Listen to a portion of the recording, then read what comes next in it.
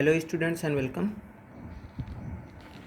So today let's start lesson second of history, that is the establishment of British power. मतलब कि भारत में British शासन की शुरुआत या स्थापना कैसे हुई, कब हुई, क्यों हुई, उसके बारे में हम इस लेसन में पढ़ेंगे। तो उसके पहले आप लोग ये जो इम्पोर्टेंट टर्म्स दिख रहे हैं इनको अपनी फेयर कॉपी में लिख लीजिएगा एंड लर्न कर लीजिएगा। Mercantilism. In simple terms, mercantilism simply means commercialization. This theory firmly believes that the wealth of a country depends upon the amount of precious metals, particularly gold, held by it. Hence, to acquire wealth, every country should export maximum quantity of goods and restrict its imports. This way, its balance of trades would remain favorable and its gold reserve would grow. तो साधारण शब्द में मर्सेंटलिज्म का मतलब होता है वाणिज्यीकरण। इस theory के अकॉर्डिंग किसी भी कंट्री की जो वेल्थ होती है वो इस पे डिपेंड करती है कि उस कंट्री के पास कितने ज़्यादा कीमती धातुएं स्पेशली गोल्ड है। इसीलिए वेल्थ पे कब्जा करने के लिए हर कंट्री ज़्यादा से ज़्यादा एक्सपोर्ट करती है अपने सामानों को और इंपोर्ट पे थोड़ा रिस्ट्रिक्शंस लगाती है। तो इस वजह से जो है ट्रेड का जो बैलेंस होता है, व्यापार का जो बैलेंस होता है फेवरेबल रहता है कंट्री के लिए और उसकी गोल्ड रिजर्व्स या जो है ग्रो करती रहती हैं। Since ancient times India was an important trading centre merchants and traders from Europe and Asia visited India regularly. The frequency of trade increased in the medieval period. India had a flourishing trade with Europe, Africa, Middle East and Southeast Asia. There was a great demand for Indian spices, silk, textiles, muslin, saltpeter, indigo, pearls, precious stones, etc. in Europe. When Constantinople was occupied by Ottoman Turks in 1453, the land routes between India and Europe was practically closed. There arose the necessity of finding a new route to India. तो प्राचीन काल से ही भारत एक बहुत ही important trading centre रहा है। जो भी यूरोप और एशिया के जो व्यापारी होते थे वो भारत लगातार आते रहते थे। तो इसकी वजह से जो ट्रेड की फ्रीक्वेंसी है वो मिडिवल पीरियड में बढ़ती चल जा रही थी। इंडिया के जो व्यापार होते थे वो यूरोप, अफ्रीका, मिडल ईस्ट और साउथ ईस्ट एशिया से होते रहते थे और इन भारतीय मसालों, silk, textile, muslin, saltpetre, indigo, pearls, precious stones वगैरह की बहुत ज़्यादा यूरोप में डिमांड होती थी।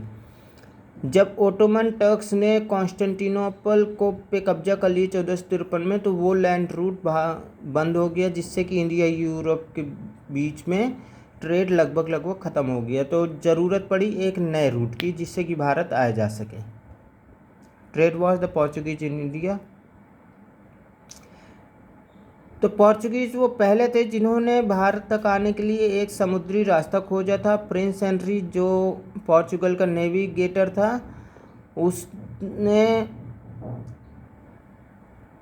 नेविगेटर्स और कुछ ट्रेड सीमेंस के साथ जो है भारत तक आने का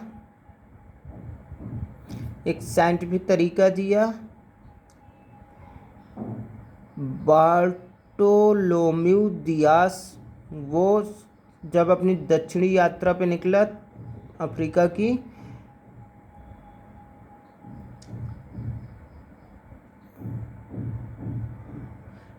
बार्टोलोम्यू Dias Cape of Good Hope के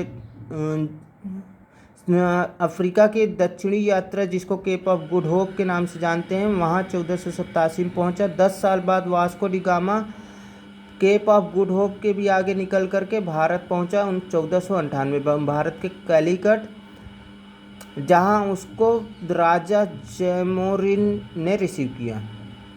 उसके बाद वो दोबारा भारत आए 1501 में और कैनानोर में अपनी एक फैक्ट्री स्थापित की।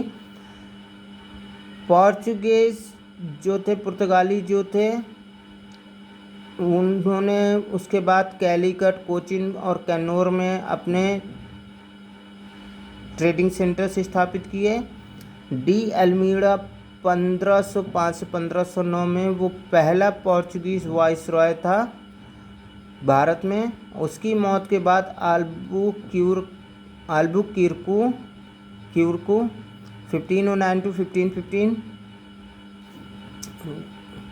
वो दूसरा वाइसरॉय बना जिसने गोवा पे आक्रमण करके उस पर कब्जा कर लिया 1510 में, और जो बाद में पोर्चुगीज एम्पायर का भारत में हेडक्वार्टर बना। उसने कोचीन का किला बनवाया, कोचीन में एक किला बनवाया। उसके बाद मलक्का में कब्जा किया और 1515 में ऑरमुज़ आइलैंड जो कि पर्शियन गल्फ में है उसमें भी कब्जा किया। इस तरह हम कह सकते हैं कि वो भारत में पुर्तगाली साम्राज्य की स्थापना करने वाला था। उसके बाद पुर्तगालियों ने दीव और बेसिन पे 1534 में कब्जा कर लिया और दमन में 1538 में। उन्हें गोवा में फैक्ट्री स्टैब्लिश करने की, स्थापित करने की परमिशन मिल गई। उन्होंने अपने जो सेटलमेंट्स थे जहाँ वो लोग रहते थे और अपनी सेल्फ सुरक्षा के लिए किलेबंदी की। तुरंत ही उनके जो सेटलमेंट्स थे वहाँ पे पायरेट्स और पायरेट्स वगैरह का गढ़ बन गए थे, वो जो भी समुद्री डाकू वगैरह होते थे। और ये जो भी पोजीशंस थे उनके, वो पुर्तगालियों के साम्राज्य का एक अटूट हिस्सा बन गए थे। तो पुर्तगाली व्यापारियों के भारत में इस सक्सेस को देख करके विभिन्न यूरोपियन शक्तियां भी भारत की तरफ व्यापार और लाभ के लिए आकर्षित हुई।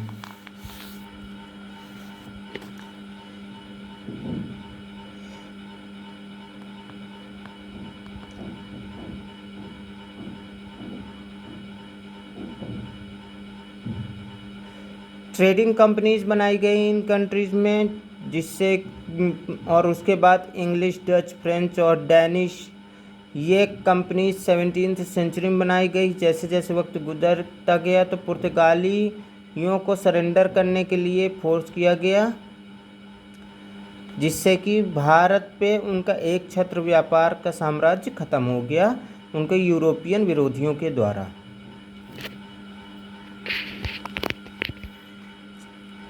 Dutch East India Company.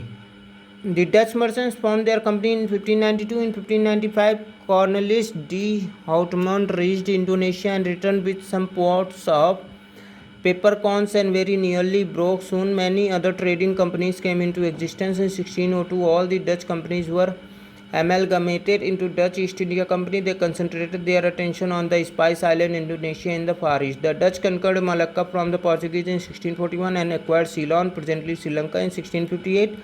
In India, they occupied Nagapattinam on the Madras coast and Chinsura in Bengal. However, the Dutch presence in India was insignificant. Dutch व्यापारियों ने अपनी कंपनी बनाई 1592 में। 1595 में कॉर्नेलिस डी हॉटमैन वो इंडोनेशिया पहुंचा और वहां से पेपरकॉर्न्स के कुछ बर्तनों के साथ लौटा। उसके बाद कई और ट्रेडिंग कंपनीज अपने अस्तित्व में आई। 1602 में जितनी सारी डच कंपनियां थीं वो डच ईस्ट इंडिया कंपनी में समाहित हो गई। उन्होंने अपना टेंशन, पूरा ध्यान स्पाइस आइलैंड जो कि इंडोनेशिया में है उस पर लगा दिया।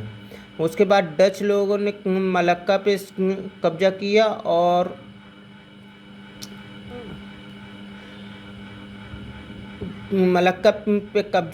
पोर्चुगीज से छीन करके 1641 में, और सीलोन जिसको आज हम श्रीलंका के नाम से जानते हैं उस पर 1658 में कब्जा किया।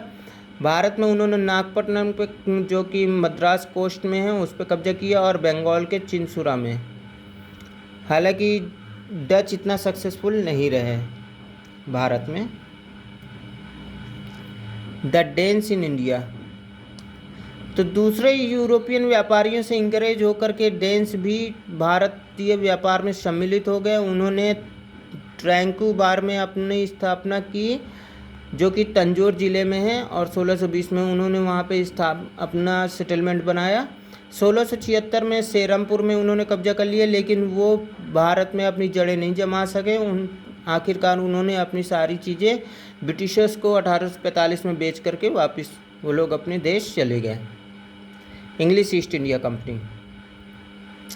स्पेनिश आर्मडा को 1588 में हारने के बाद अंग्रेज़ लोग जो है समुद्री शक्ति बन गए थे यूरोप में, और कुछ अंग्रेज़ व्यापारियों का ग्रुप था, उन्होंने एक कंपनी बनाई जिसका नाम पड़ा इंग्लिश ईस्ट इंडिया कंपनी, जिससे कि वो पूरब के साथ व्यापार कर सके। 31 दिसंबर 1600 को क्वीन एलिजाबेथ ने कंपनी को ईस्ट इंडीज़ के साथ व्यापार करने की परमिशन दे दी। कैप्टन हॉकिंस भारत के सूरत में 1612 में आया और सूरत में एक फैक्ट्री स्थापित करने की परमिशन मांगी। 1615 में सर थॉमस रो ने जहांगीर के दरबार में विजिट किया और कुछ ट्रेडिंग कंसेशंस, व्यापार में कुछ छूट जो है मांगी, जो उन्हें मुगल एम्परर से मिल गई। अंग्रेज़ों ने अपने ट्रेडिंग स्टेशंस आराम गांव और मछलीपट्टनम में भी बनाए। इंग्लिश कंपनी ने 1639 में मद्रास की साइट को खरीदा और साथ ही किलेबंद बनाने की परमिशन भी मांगी, जिसको हम सेंट जॉर्ज के किले के नाम से जानते हैं। 1633 में बालासोर और हरिहर और हुगली में फैक्ट्रीज बनाई गई और 1651 में हुगली में बनाई गई। 1661 में कंपनी ने चार्ल्स सेकंड से आइलैंड ऑफ बॉम्बे खरीद लिया बहुत ही कम रेट पे, और उसकी किलेबंदी की गई 1668 में। उन्होंने औरंगजेब से कलकत्ता पे फैक्ट्री बनाने की परमिशन मांगी। जॉब चारनोक ने कलकत्ता में स्थापना की, वहाँ एक बिल्डिंग बना करके। उसके बाद जो है उसको 1698 में उसकी किलेबंदी की गई और उसको फोर्ट विलियम के नाम से जाना गया।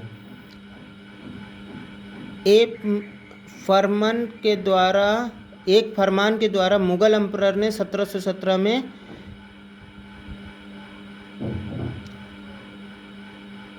कंपनी को व्यापार के अधिकार दे दिए कि वो बंगाल में मुक्त होकर के इंडिपेंडेंट होकर फ्री होकर के व्यापार कर सके और साथ ही कलकत्ता में अब स्थापित भी हो सके, सेटल भी हो सके। कंपनी प्रोग्रेस करती गई और उसके जितने भी विरोधी थे भारत में उनको वो हटाती गई। भारत में जो राजनीतिक अस्थिरता थी उसका भी उन्होंने एडवांटेज उठाया और